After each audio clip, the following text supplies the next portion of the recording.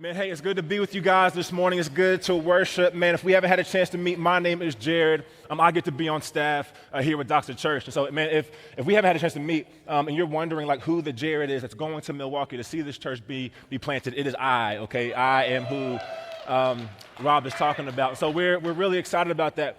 And so Rob mentioned, man, the information meeting happening this afternoon, 2:00 p.m. Listen, we really do want you to come out and hear about our mission, our heart, right, of why we're going to Milwaukee. Doxa has a heart to plant churches, but like planters have a heart to plant churches too, right? And so teams have a heart to plant churches. And so we want you to come out, man, and hear like what our heart is, what our desire is to see a church planted in a city that we believe like really, really needs the message of the gospel of Jesus Christ. And so would you come out and hang out with us? We're going to have snacks. We have a registration form. You don't have to register. Just show up, okay? Just come. We'll be right here in the auditorium, 2:00 p.m. Me and the team will be here. You'll get a chance just to hear so many things about the church plant. Our mission, our vision, our values, desires, our heart, all that kind of stuff, man. So come in here. You'll meet some of the team, and we'll have a really good time, okay? So come out, and we'll love to see you there. All right, hey, if you have your Bibles, you can go ahead and get those out and meet me in the book of Romans. We're going to be in Romans chapter 4. And so we're jumping back into the series we were in before we jumped into our building campaign, the Forward campaign. And Rob did a great job ushering us through, like, and discipling us on what it means to come into this next season of Doxa Church as we figure out, hey, what does it look like to be faithful, to steward our resources and our building for the glory of God and the good of Madison. And so I'm excited to jump us back into Romans. And as we come into this, I want to just catch us up really quick because Romans is really an amazing book. It's this letter written by the Apostle Paul to these believers in Rome, and his goal was to do this, to write something that would help the Jewish believers and Gentile believers see beyond their differences and recognize that because of what Jesus has done, any righteousness that they can attain, this can't be earned by anything they do or anything they become, but it can only be attained through faith in the finished work of Jesus Christ. And he's really been, if you remember, making this case for the last 3 chapters, that what justifies us before God, what makes us right with God, is faith, right? It's not our works. It's not our upbringing. It's not our culture. It's not our heritage. It's not our ethnicity, political party. Like none of these things are what justifies us before God. Paul wants us to know this one thing, that we are saved by faith, and we are saved by faith alone. And so he's doing the same thing right here in chapter 4, but with a little bit of a different spin on it. I love how he's doing this. Like he's going to be continuing this argument of justification by faith, but doing it this way, by illustrating the lives of 2 important men in Christian history. And the significance of this is that he points to 2 men from the Old Testament. We'll see Father Abraham, and then we'll see King David, who Paul's audience would have known really well, but never would have thought of them in their righteousness the way that Paul is going to be talking about it today. And as you think about this, right, Paul is really going to be answering a rhetorical question that rises from the text and that maybe even some of us might have here in this room today. And the question is this: how are people saved in the Old Testament? Have you ever thought about this before? Or most of us really don't think about the Old Testament, really, if you're honest, right? Unless you're a part of Doxa Men and Doxa Women in the sprint the last 6 weeks, then you prayed through the Old Testament, the first 5 books of the Old Testament, right? But other than that, and you loved it, right? Leviticus, you loved that, didn't you? Yeah, I know you did. I know you did. Right, but we don't really think about the Old Testament, do we? And why? Like there's really these reasons why. These aren't unanimous reasons, but I want to give us some so that maybe you would resonate with. Right? Like there's a vastly different historical context from where we are to the Old Testament. This can be a barrier for why we don't read the Old Testament. The unfamiliar cultural practices, right? It's just so foreign to us. The violent stories, you don't understand all the violence in the Old Testament, the need for proper interpretation to go from their town to our town. Right? That's really difficult to do when you think about the Old Testament.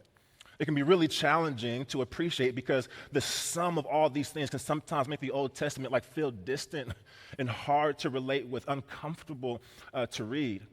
But we have to know the Old Testament isn't just some distant and ancient literature, right? But it's actually crucial and it's foundational to understanding the New Testament, the finished work of Jesus and what it all means for us today. And so what Paul is going to be doing in the text is just that, mainly around this idea of salvation. He's saying, hey, the things I want to tell you in this letter, Like these things are not new. You have to know this. These things are not new, but they're old things. And here's what's true. I can back them up by pointing to the Old Testament, and I can show you that the way that God saved people back then is the same way that he saves people today. It is by faith. In other words, what Paul is saying is that if you want to know what God is like and how he saves today, look at what he was like yesterday. Right? God's past behavior is the greatest predictor of his future behavior. He saved by faith then, and he saves by faith now. So as we jump in, I just want to do a couple things for us this morning. I want to unpack this idea of righteousness by faith. By one, looking at Abraham and David's life, we're going to see that. And then what does faith look like in our own lives? And I want to leave us with just 4 practical truths about faith. Okay, you guys with me? Let's do it. We're in the Bible, Romans chapter 4, verse 1. Here's what it says. What then shall we say was gained by Abraham, our forefather, according to the flesh? For if Abraham was justified by works, he has something to boast about, but not before God. For what does the scripture say?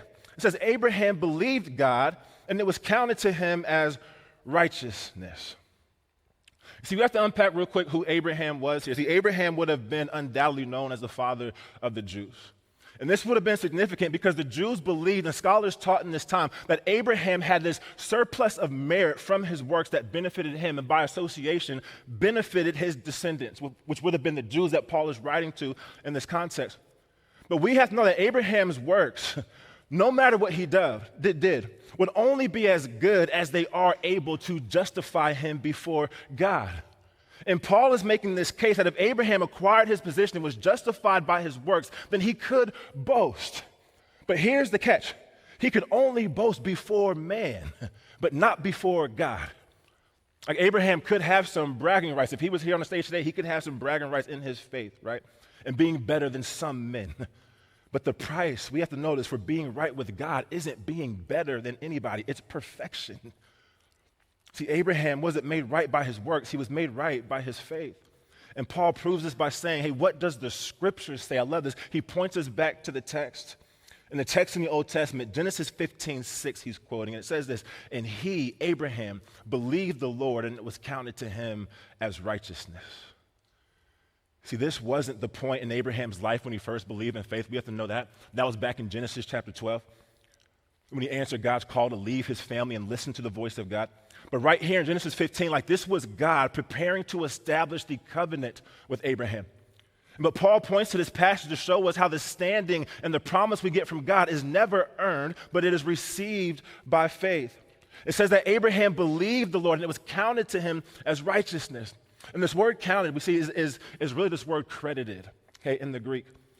It's this word, it's like an accounting term, meaning that God gave Abraham righteousness when? Before he ever did anything to potentially earn it. Like this is what's true about our righteousness. And then Paul goes on to tell us why this is good news. Look at verse 4. It says, now to the one who works, his wages are not counted as a gift, but as a due. And to the one who does not work, but believes in him who justifies the ungodly, his faith is counted as righteousness. So here in verse 4, basically, Paul is saying, hey, if we bank our salvation on our works, then any righteousness that we would receive, here it is, it would not be a gift, but it would be a due or a wage, right? Like we would be responsible for earning our own salvation if we're relying on our works. But here's what's true, church. One of the loudest cries here from the book of Romans is that if you are banking on the dues of the wages from your good works to earn your salvation, like you will get to the end of your life and you will come up wanting. You will come up woefully short. We have to be reminded of a text in the chapter before. In Romans 3:23-24, it says this, for all have sinned and fall short of the glory of God, and all are justified by his grace as a gift through the redemption that is in Christ Jesus.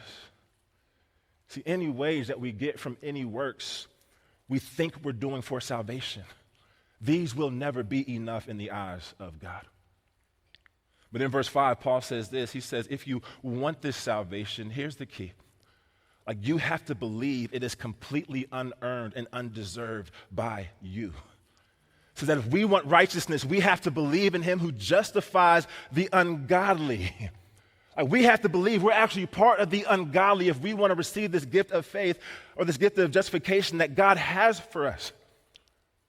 Like before you can be made right, you have to believe that Paul is actually talking about you here in this text.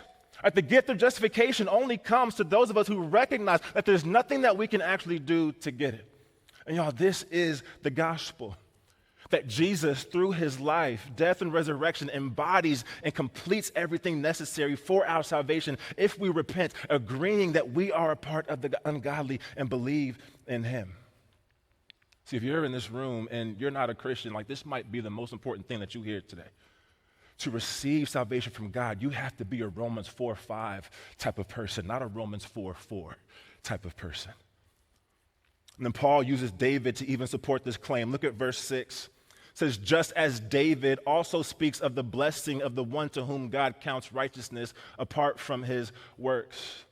Verse 7, blessed are those whose lawless deeds are forgiven and whose sins are covered. Blessed is the man against whom the Lord will not count his sin. See, there in verses 7 and 8, Paul is actually quoting a psalm, Psalm 32, 1 and 2. And this is significant, right? Because if you know David's story, you know that this psalm has tremendous impact for his life. Because many of us in the room, we know David's life. If you've read through 1 and 2 Samuel, you know that David was, yes, the young anointed king. You know that he was the one who rose up in faith to defeat Goliath. You know that, yes, he demonstrated unbelievable restraint and respect for the first king, King Saul, who was actually coming after him and trying to kill him as he was being risen to power. But then there's also this story of David and Bathsheba. You guys know that story too? Right, David and Bathsheba, where it tells in this account that David, who is the king of Israel at this time, he sends his men away to fight when it's wartime. And what kings do at wartime is they go out and fight with their men. But here in this context, David actually stays back. And what happens when David stays back? He falls into sin. He sees this woman named Bathsheba who's actually married to one of his boys, one of his soldiers. He stays back. He sees her bathing on this rooftop. He pursues her, sends his men to go get her and brings them back to his home. And he does something unthinkable, right? He commits adultery with this woman who is not his. And on top of that, he ends up sending for her husband who was away at war, Uriah, and he comes back and he's like, hey, guess what? You've got to go back home. You've got to sleep with your wife. And he doesn't tell Uriah this, but Bathsheba is pregnant. And for her to be pregnant with David's child, like that would have been against the law of God. And so he tries to make it look like it's Uriah's baby. But Uriah has so much integrity that he never actually goes back to his home. He says, yo, I would never do this. I would never deny my king. I would never deny my land. I would never do something like this. He has so much integrity. And David persists. He tries to get him drunk. Hey, go back to your wife. You won't drink on your own. I'll get you drunk and I'll send you back. Like, go back to your wife. And Uriah just never does. And so David actually resorts to another unthinkable thing. He sends Uriah back to the war and he sends him to the front lines to actually get him killed. David was an adulterer, and David was a murderer. See, David, Paul's talking about him in this text, but we have to know he wasn't the poster boy for innocence. Like David wrote Psalms of forgiveness because he knew that he needed a lot of it. And in reality, Abraham wasn't the poster boy for innocence either. Like he actually lied about who his wife was. You guys remember this back in Genesis? He's going into these foreign lands, and out of like self-preservation, out of fear, Abraham lies about his wife being his wife. And she says, hey, this is my sister, in order to preserve himself, not relying on the faith of God. He actually goes outside the promise of God. God says, hey, I will promise to make you the father of many nations. I will give you a son through your wife. And he goes beyond that. He says, hey, I'm getting old. My wife's getting old. We're probably not having any kids. We got to do something else. Takes matters into his own hands. And he has an illegitimate child, Ishmael, who God is still faithful to bless, by the way. But it wasn't by any work of Abraham himself. You see, Abraham and David weren't perfect men, but we have to know this: they were men of faith. And here's what we have to know about faith. Right? Having faith doesn't mean you live a perfect life. Having faith means that the subtitle of your life reads, headed in the right direction. See, Abraham and David can be talked about as men of faith. Why? Because God doesn't look at the mistakes they make in the short term, but he looks at their life as a whole and their heart over the long term. And y'all, this is good news for us in the room, because if God's past behavior is the greatest predictor of his future behavior, then that means the same way that God views Abraham and David is the same way that he views us today. Right? God does not limit us to our worst moments in life. And maybe this is especially for somebody in here today, like maybe you came to church struggling in your faith because you've been looking at your life through the short term instead of the long term. And if this is you, here's what I want you to see. There's a slide that's going to come up here on the screen. You see, when we view ourselves through the short term versus the long term, it can distort our view. Or we don't see ourselves the way God sees us. When we see ourselves in the short term, we can begin to see ourselves as unfaithful. We can see ourselves as an enemy of God, as a sinner. We can see ourselves as lost, far and away from God. We can see ourselves as forsaken, forgotten by God.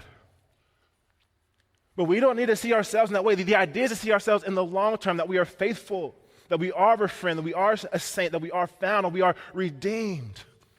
But here's what's true, right? Some of us look at our lives today and say, man, because of what I've done a year ago, or because of what I've done last week, or because of what I've done last night, like I don't really feel like I'm a friend of God. Like I don't feel that I'm one of the redeemed. I don't feel like I'm faithful or full of faith. Like how many times has this been you in your life? Like maybe you've been so bogged down by the short-term view of your life that it has been impossible to lift your head and see the long-term plan of God. See, a few weeks back, I was out on the West Coast and I had a chance to talk to one of my pastor friends. And he's about a year into his church plant journey. And when I get around other recent church planters, I tend to want to ask a lot of questions. And so I asked him a question.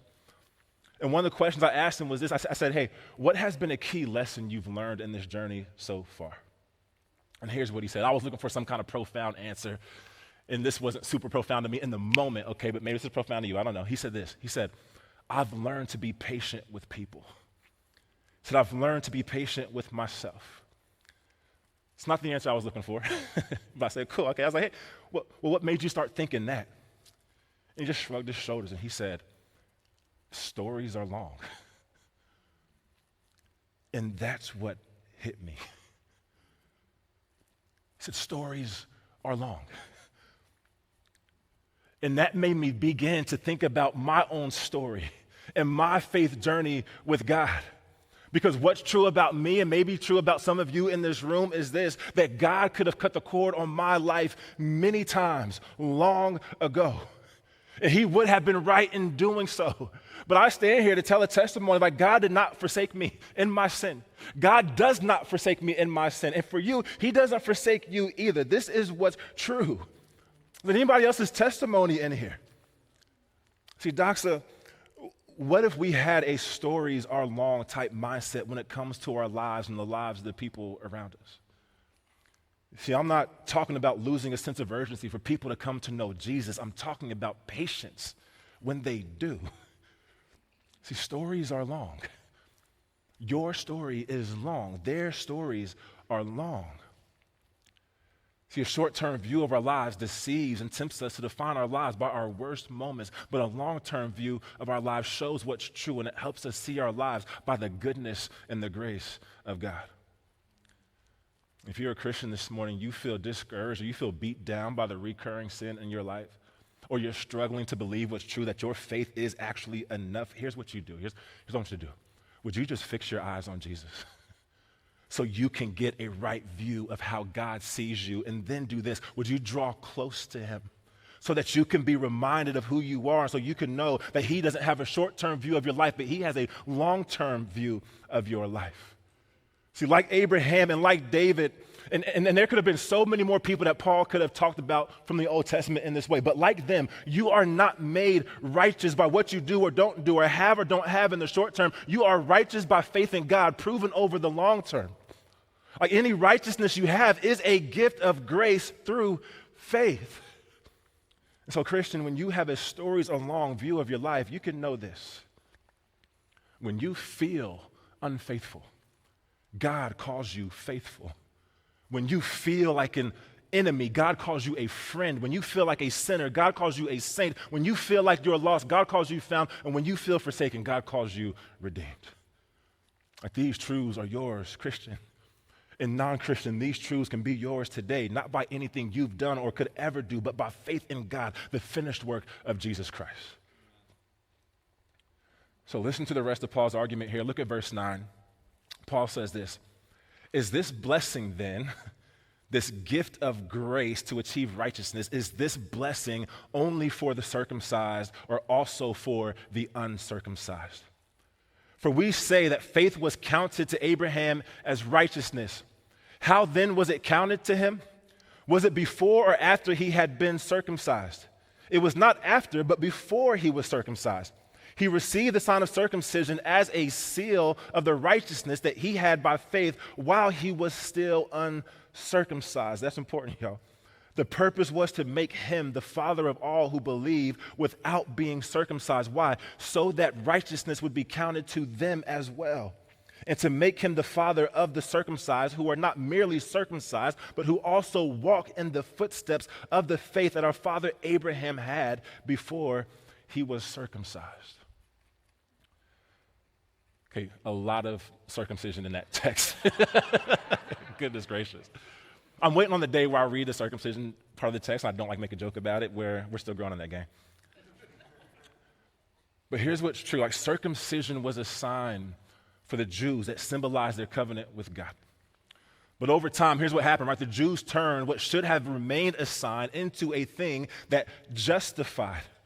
But Paul is saying here that circumcision can't justify. Why? Because even the person whom the covenant of God was originally made with, he was justified before the sign of circumcision. And this was done on purpose. He says this, right? Why? So that Abraham, according to God's perfect plan, would be the father of many nations, the Jews and the Gentiles alike, including you and me, completed by the work of Jesus Christ. If you want to know what the main point of this message this morning is, it's this right here. The righteousness of God is received through faith in God. We are not saved by anything that we do. We are saved by faith and by faith alone. So before I close, I want to give us really just 4 practical truths about faith to help us. 4 truths about faith. These are going to pop up on the screen. Here's what we need to know. The first one is this, is that faith is sufficient. All right, here's what's true about faith. All we need is faith. Like your faith is sufficient to save you. It's not anything that you can do. It's not any work. It's not anything you can apply. It's not a Jesus plus, but it is your faith. It is that when you have faith in Jesus Christ, that is sufficient enough to save. The first thing we have to know to apply this core truth of faith is that your faith in Jesus is sufficient for your salvation. The second thing is this, is that faith is repetitive. See, exercising faith, we need to know this isn't just a one-time event. It isn't just a one-time event that you do to believe in God, but it is actually the conveyor belt that you hop on to continue your belief in God. See, Abraham exercised faith to trust God to leave his family. You can read that in his account. You can go back to Genesis and read this on your own. He had to have faith for that, and then he had to have faith to trust him again, to go to a land that he said, hey, I will show you this. It wasn't a land that he had known about. It wasn't a land he had seen before. He's like, hey, you have to have faith in that. And then again, he had to believe in God, that he would actually make him a dad. God gives him a promise that says, hey, I will make you the father of many nations. And you got to know, like Abraham was at a point in his life where nobody should have been having kids. But he had to be in faith again to say, hey, God is going to remain true to his promise, and I can trust in that. And then again, to believe that God will come through miraculously by somehow preserving his promise to bless his offspring when he did have him in Isaac. You guys remember that? Who God actually called Abraham to sacrifice. Could you imagine waiting that long to get the promise that God had promised you, and then God said, hey, what if I asked you for that back? This is Abraham repeatedly exercising faith. See, we have to know faith isn't an event, it's a lifestyle.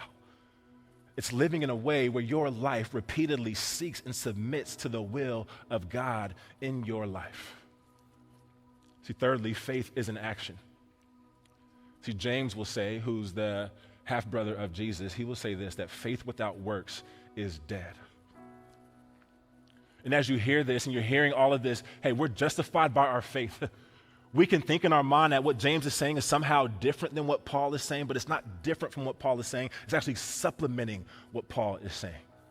He's saying if your faith is genuine, then it will reflect itself in your life by the fruit of obedience to Jesus and the manifestation of his character being produced in you over time.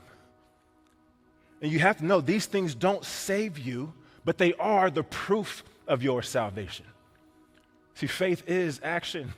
We know from the stories of Abraham and from David that it is better to actually step and stumble forward in your faith than to never step at all.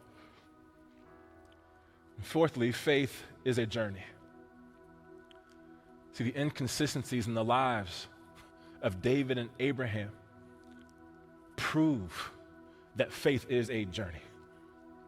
See, Abraham and David were different men at the end of their lives than they were at the beginning of their lives. You know that?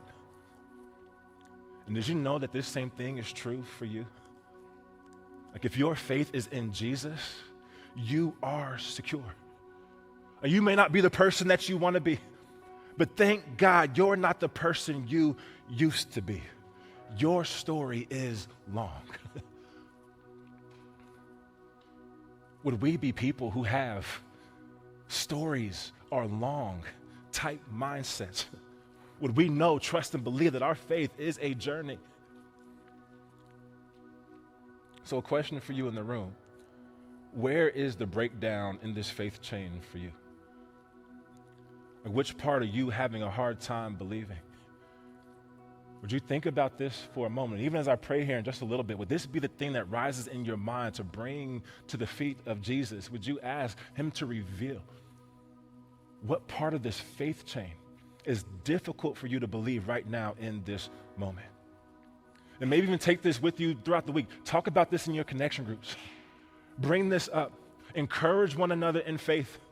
Let one another know that faith is sufficient, that faith is repetitive, faith is an action, and faith is a journey. You can actually encourage one another by that in your connection groups this week. So, Christian, the righteousness of God is received through faith in God. This is what we have to know. It's been true about faith in God from the beginning of his family, and it's true about faith now. And it will be until Jesus comes back. How do we know? Because God's past behavior is the greatest predictor of his future behavior, y'all. Let's pray.